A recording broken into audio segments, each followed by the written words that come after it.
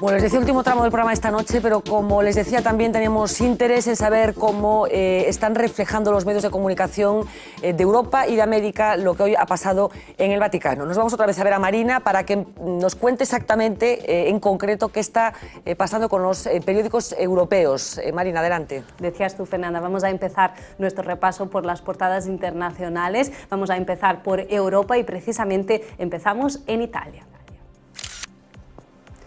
Comenzamos en el Corriere della Sera, que titula con las primeras palabras pronunciadas por el Papa desde la Plaza del Vaticano. Vengo del fin del mundo, ya habíamos comentado este titular. El portal recoge además las primeras reacciones políticas, como por ejemplo la del presidente de la República, Giorgio Napolitano, que destacó la sencillez de las palabras del nuevo pontífice. En el otro gran medio italiano, La República, también se dedica, por supuesto, su apertura, como no podía ser de otra forma, a Francisco I y destaca su ascendencia italiana. Dejamos Italia y nos vamos ahora hasta Reino Unido. El diario The Guardian dice: elegido nuevo papa tras 2 días de cónclave. A modo de curiosidad, este diario realiza un reportaje en el que compara el cónclave con un famoso programa de un reality show, y desde Le Monde en Francia destacan la austeridad y el tono moderado que han caracterizado desde siempre el nuevo papa. Destacan también la posición combativa que ha mantenido frente al gobierno argentino en polémicas como el matrimonio homosexual. Ya lo comentabais en la mesa. Nos vamos ahora hasta Alemania, al Die Welt, que también dedica su portada al Papa, al nuevo Papa, el Francisco I, y abordan el tema de la elección del nombre. En el diario se preguntan para cuándo un Papa que elija de nombre Leo o Gregory, nombres de ascendencia germánica. Ahora en Portugal, el país vecino, Público.pt se hace eco de estas primeras palabras de Francisco I y destaca que su elección ha sido de las más rápidas desde el inicio del siglo XX. Eso es lo que leemos, Fernanda, en las portadas europeas. Pues nos interesaba mucho lo que estaban contando las principales cabeceras de Europa. Muy oportuno esto de Italia y esa frase que seguramente va a dar vueltas y se va a asociar ya para siempre a la elección de Francisco I, que es eso de vengo del fin del mundo, un resumen perfecto de la singularidad de una elección o de la novedad de una elección de un papa no europeo. Nos interesaba, como decía también, de una forma especial cómo están reflejando los periódicos de Sudamérica lo que hoy ha pasado en Europa. Cuéntanos, Marina. Hola, Fernanda, pues nos vamos ahora hasta el otro lado del mundo, saltamos el charco, aterrizamos en Argentina, en el Clarín.com. Lugar destacado, como era de esperar, para la condición de argentino del nuevo pontífice, y recogen también las primeras declaraciones políticas. Dicen: Miguel Pichetto, portavoz del gobierno argentino, ha deseado que la Iglesia reencuentre el camino con los pobres. El también argentino La Nación destaca la pasión del nuevo papa por el fútbol y asegura que el nuevo papa es hincha del San Lorenzo. Por su parte, en Venezuela, el Universal, el periódico Universal, titula: el nuevo papa es argentino, y se hace eco de lo que pudo suponer la elección de Francisco I para América Latina. En esta línea informa también el periódico uruguayo El Observador.com. El diario se aventura en asegurar que Bertoglio será beneficioso para Hispanoamérica, un titular que leemos en toda prensa hispanoamericana. Nos despedimos con un vistazo al medio brasileño Estadão. El portal de São Paulo asegura que la personalidad del nuevo papa es sobria con sus amigos, pero también traicionero con sus enemigos. Muchos comentarios ya sobre la personalidad de este papa. Tendremos que esperar, Fernanda, para saber cómo será. Bueno, pues muchísimas gracias, Marina. De momento ya vamos teniendo mucha más información de la que teníamos cuando empezábamos este programa. Vamos construyendo poco a poco un perfil de Bergoglio, bueno, a través de los testimonios que hemos ido acumulando esta noche. Testimonio al que ahora mismo se va a sumar José Luis Zapata. Muy buenas noches. Hola, buenas noches. Bueno, José Luis Zapata es pastor evangelista y queríamos también buscar la valoración de una persona que supongo que ha vivido esto de una forma concreta, que ahora le preguntaremos, pero no desde dentro de la Iglesia Católica. ¿Cómo vive un pastor evangelista lo que ha sucedido en Roma en los últimos días, pero bueno, prácticamente desde que Benedicto XVI anunció su renuncia? Bueno, la verdad es que lo vivo como cualquier otro español. Es sorprendente que un papa pues se retire y luego pues lo veo desde la lejanía. Sí. El papa es el papa de la Iglesia Cristiana Católica Apostólica Romana y yo soy un pastor de la Iglesia Cristiana, Católica, Apostólica, Evangélica. Sí. Y bueno, la capital está en Roma, ellos están centrados en Roma, y bueno, viendo todo el programa, la verdad es que me acuerdo de la Reforma cuando fue Lutero, y creo que hoy en día sigue siendo necesaria una reforma. ¿Una reforma de la envergadura de la que supuso la de Lutero? Sí, claro. Yo creo que España necesita una reforma. No la tuvo, fue cortada en su tiempo, y viendo todo lo que se ve, pues creo que es necesaria una reforma para este país. Dice viendo todo lo que se ve, ¿y qué es lo que se ve? Bueno, desde un punto de vista político, pues corrupción, fracaso de la ética y la moral, luego sí. Dentro de la Iglesia Católica... A la Iglesia me refería, pues, porque de lo otro ya hablamos habitualmente, efectivamente, me refería a la Iglesia ahora.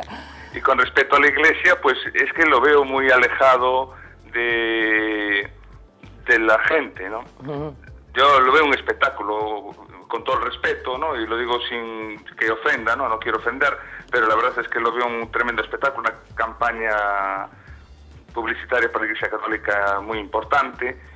Y bueno, yo me alegro por ellos que ya tengan esto resuelto, pero veo necesario una reforma, ¿no? Bueno, pues José Luis Zapata, queríamos pulsar también la opinión de una persona que vive la religión de una forma intensa, pero desde otro punto de vista, así que muchísimas gracias por ayudarnos a construir un discurso más complejo del que teníamos al principio. Buenas noches. Buenas noches. Bueno, José Luis, ¿cómo vamos viendo? Ese es otro de los problemas que quedan ahí. Ese señor a quien yo no conozco reza exactamente el mismo credo que nosotros.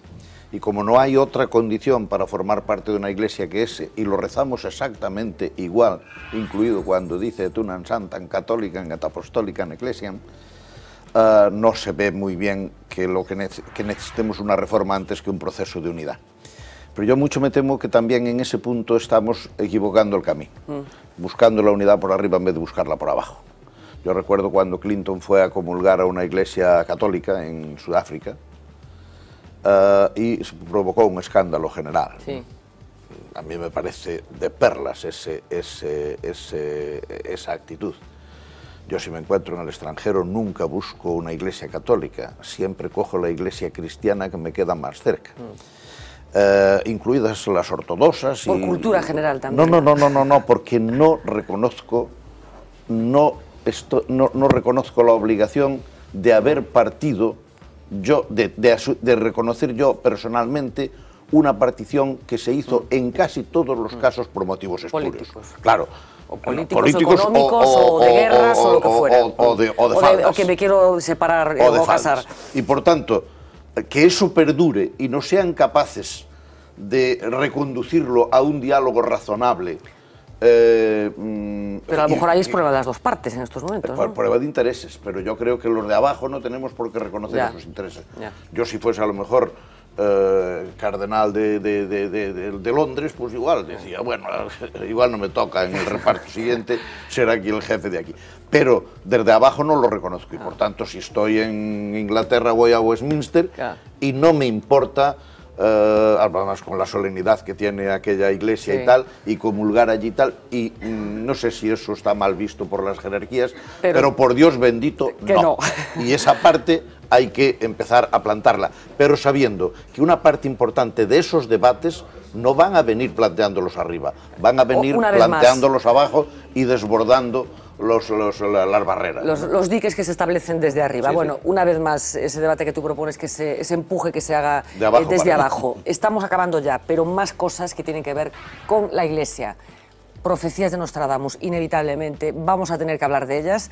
Es cierto que cada uno las construye como le da la gana y coge lo que quiere de lo que dijo el bueno de Nostradamus, pero hay algunas cosas de los últimos días que nos tienen un poco inquietos, porque ahora nos lo contará bien Marina, pero parece que Nostradamus previó que el papa anterior al último, el penúltimo papa, saldría de Roma por el cielo, volando. Efectivamente, Benedicto XVI salió del Vaticano en helicóptero y que el último papa sería un papa negro. Y hay una explicación a esto del papa negro porque efectivamente al responsable de los jesuitas se le conoce en la Iglesia como el papa negro. Así que, Marina, por favor, cuéntanos qué fue lo que dijo Nostradamus. Hoy, Fernanda, nos damos abastos para anécdotas. En las últimas semanas se ha hablado mucho de la profecía de Nostradamus. Se refería a un supuesto papa negro. Habría predicho la llegada de un hombre de color y con mucho poder en el siglo XXI, cuya llegada anunciaría el fin de los tiempos. En plena Edad Media, el hombre con más poder era el papa, por lo que se interpretó que con la llegada del pontífice negro llegaría también el final de los tiempos. Se miró hacia los cardenales africanos o de color,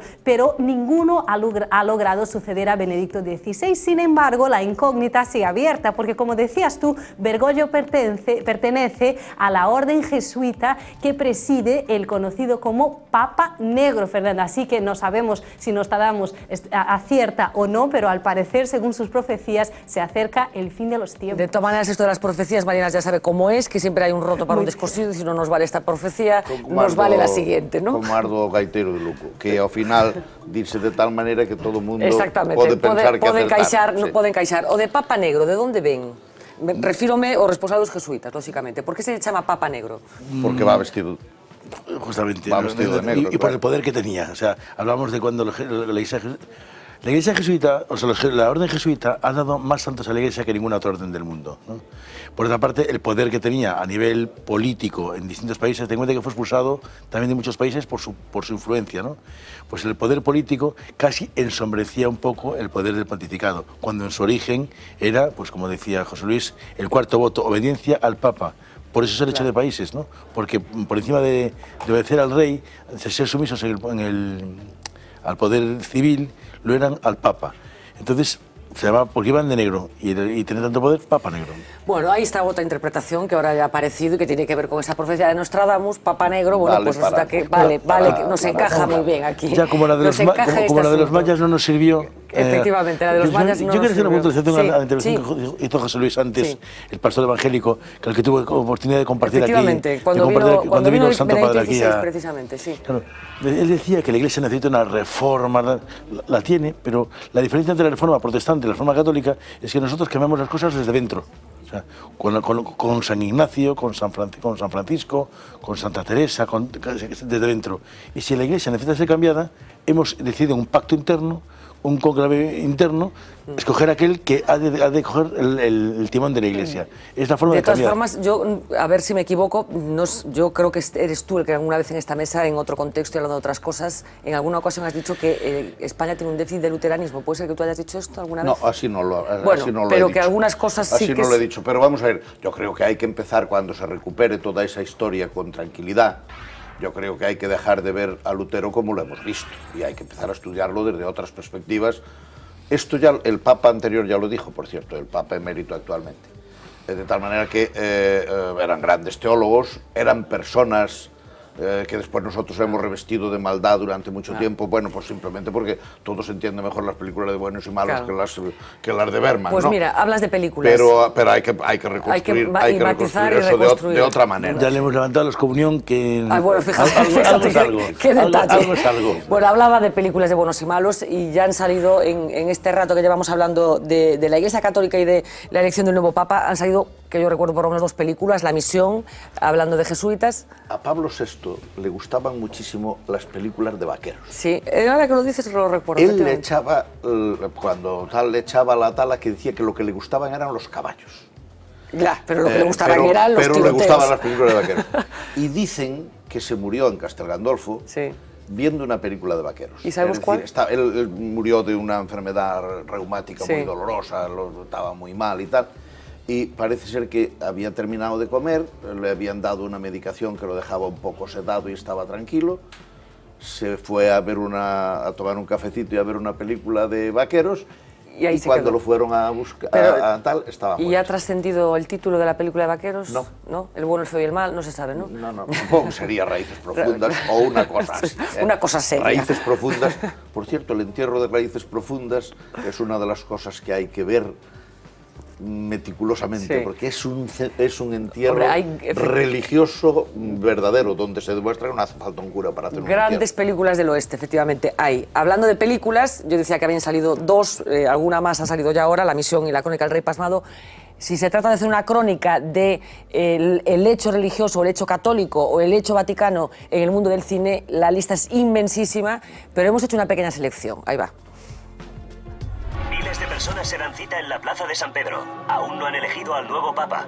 Para los más creyentes y para los escépticos, el cine ha desarrollado sus propias teorías sobre lo que sucede de paredes para adentro en el Vaticano. Frente al hermetismo de la curia, el celuloide desborda ingenio. Te creamos cardenal titular. De su persona depende la Iglesia Católica, pero en las sandalias del pescador, un improvisto papa caracterizado por Anthony Quinn también tiene que evitar una guerra nuclear en plena Guerra Fría. Política y religión que van de la mano, a veces aupadas también por la corrupción.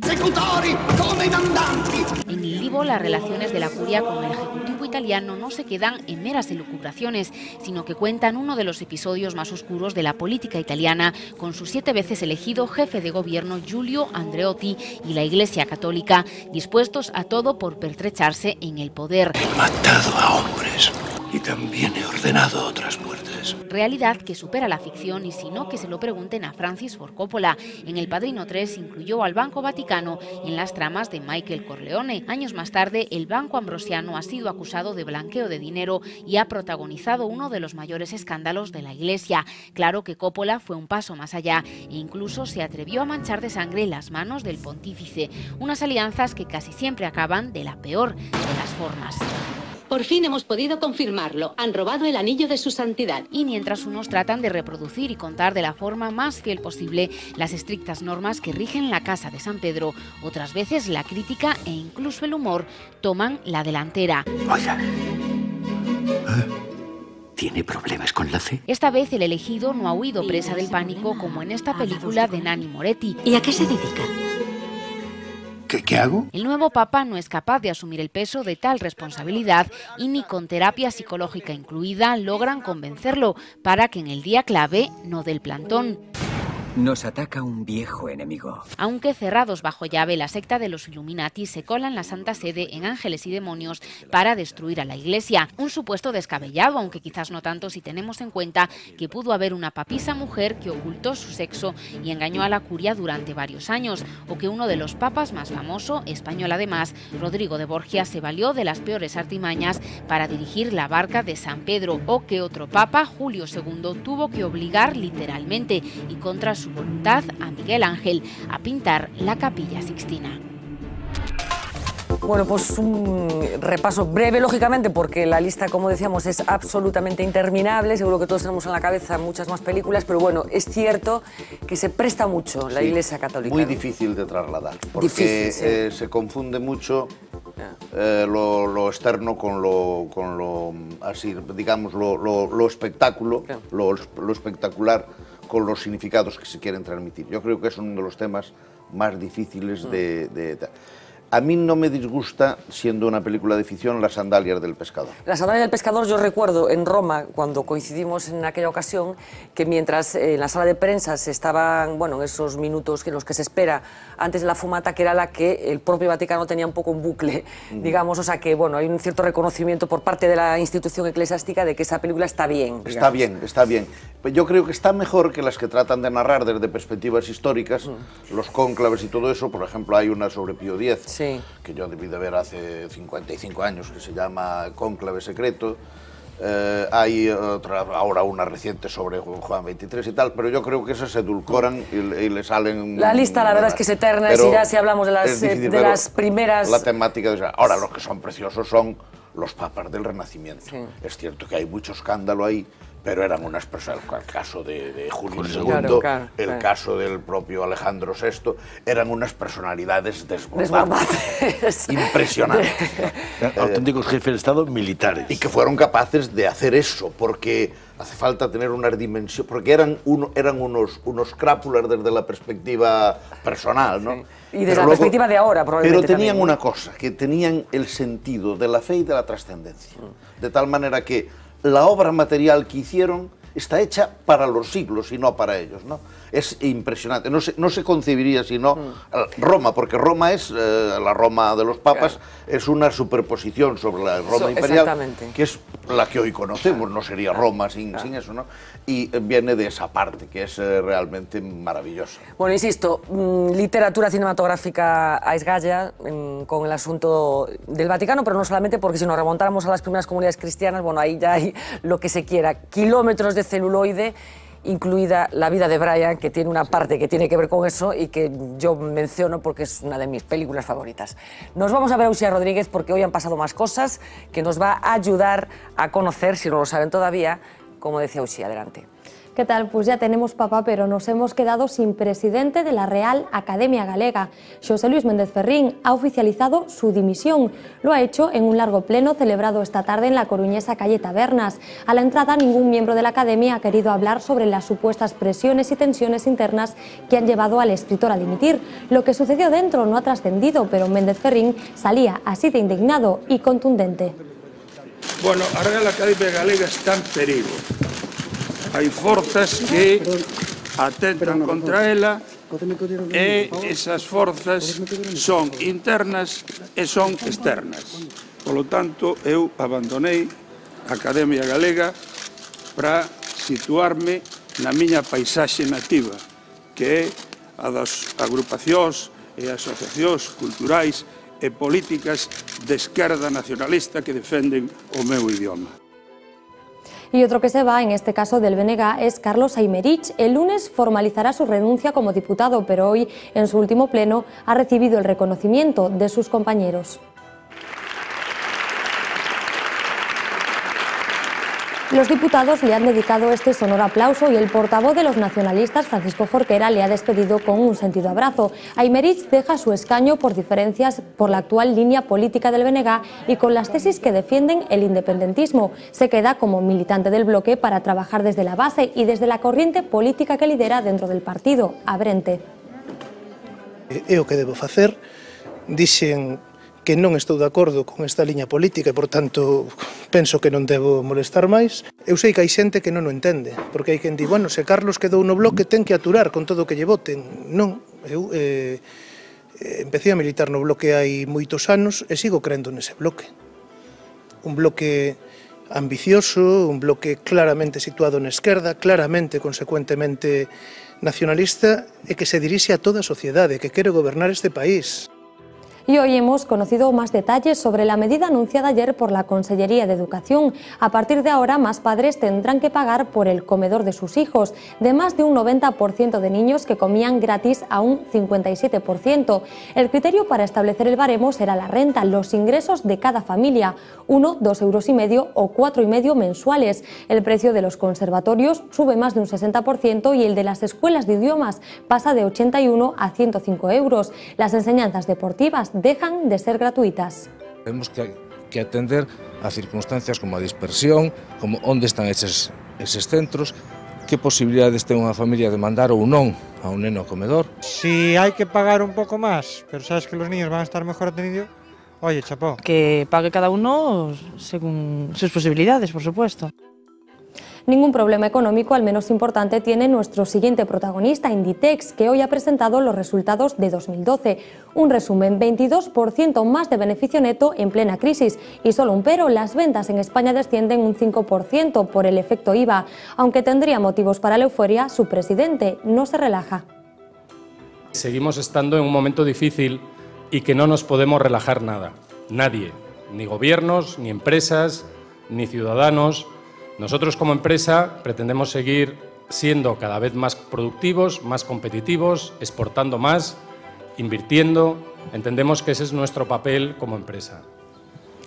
Situación bien distinta a la de Inditex es la que atraviesa la compañía Pescanova. La empresa gallega ha convocado para mañana en su sede de Redondela un consejo extraordinario a petición de sus propios accionistas. Ayer reconocía la existencia de discrepancias entre su contabilidad y la deuda que calculan sus acreedores. En ese encuentro, la empresa DAM y otras compañías accionistas quieren conocer los números exactos del grupo alimentario gallego.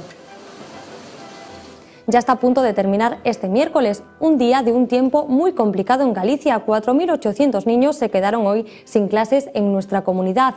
Mañana la situación mejora considerablemente. La cota de nieve subirá de los 200 metros de hoy hasta los 600. El temporal, eso sí, se está cebando con otras partes de España. En Granada, un hombre ha muerto mientras intentaba cruzar un río, y en Mallorca 4 autobuses llenos de turistas del Inserso permanecen a estas horas atrapados por el mal tiempo.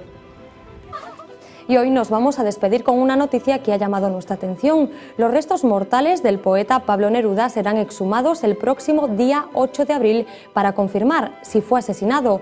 Una teoría, la del asesinato, que defiende el que fuera chofer del Premio Nobel chileno. Neruda, el poeta del amor, murió el 23 de septiembre de 1973 en la Clínica Santa María de la capital de Chile. Padecía un cáncer de próstata. El Partido Comunista asegura que el régimen de Pinochet ordenó su muerte.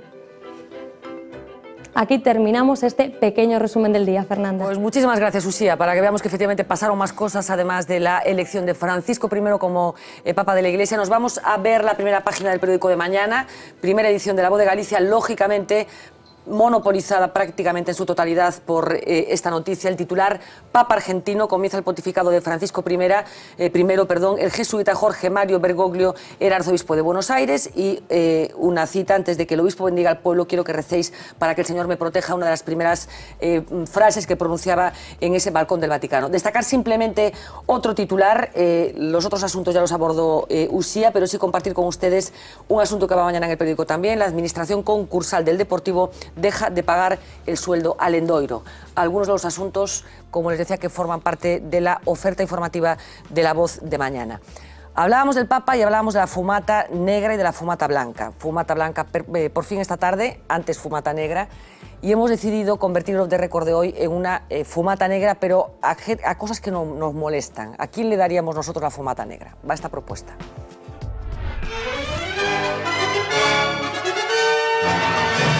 Off the Record. Fumata blanca, fumata negra. Hoy toca hablar de humo y también del Papa, para lo cual hemos elegido la banda sonora que creemos más adecuada.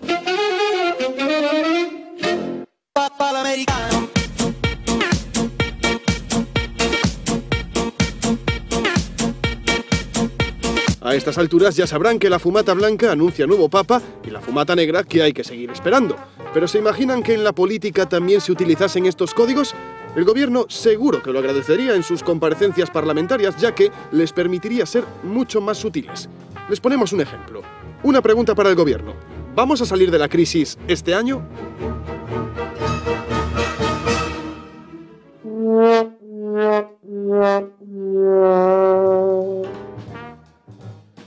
O sea, que aún nos queda crisis para rato, ¿no?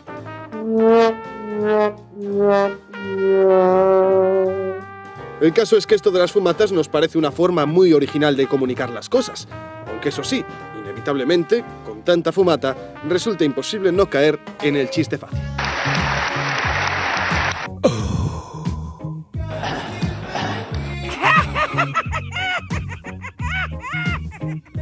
Sí. Yes.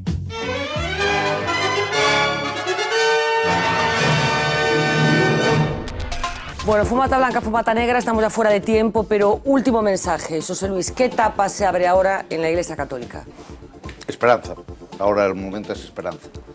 Yo creo que es un momento en el que todos nos tenemos que poner las pilas para discurrir entre todos cuál es el nuevo camino. Y el Papa, yo creo que solo tiene que ser como una especie de director de la orquesta o de director de tráfico. No puede intentar ser él solo. Muchos lo intentan, esas cosas.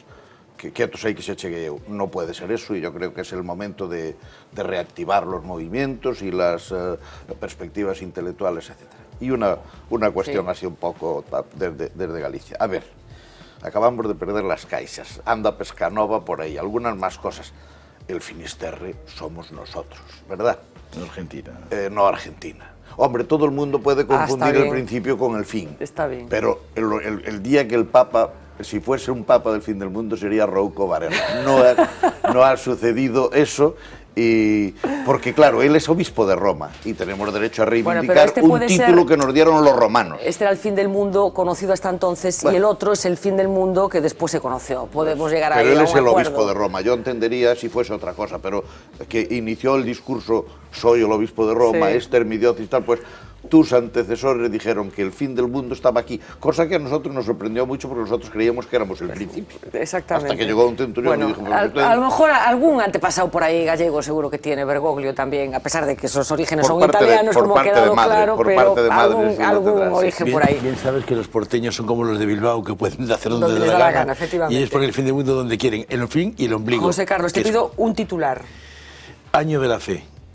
Año 1700 aniversario del Edicto de Milán de la libertad religiosa. Un papa de fe que se va a entregar a los pobres, a los jóvenes y a limpiar la iglesia. Pues muchísimas gracias, de verdad. Llevamos hablando mucho más de lo previsto sobre este asunto. Fue un placer de verdad, un auténtico placer compartir estos primeros momentos, estos primeros minutos de este nuevo pontificado con vosotros. De verdad, un placer. Muchísimas gracias.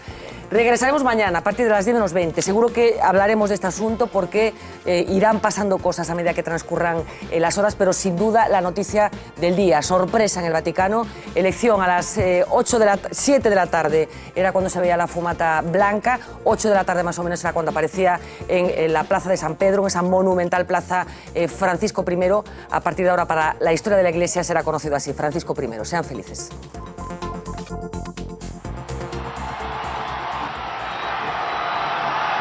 Habemus Papam.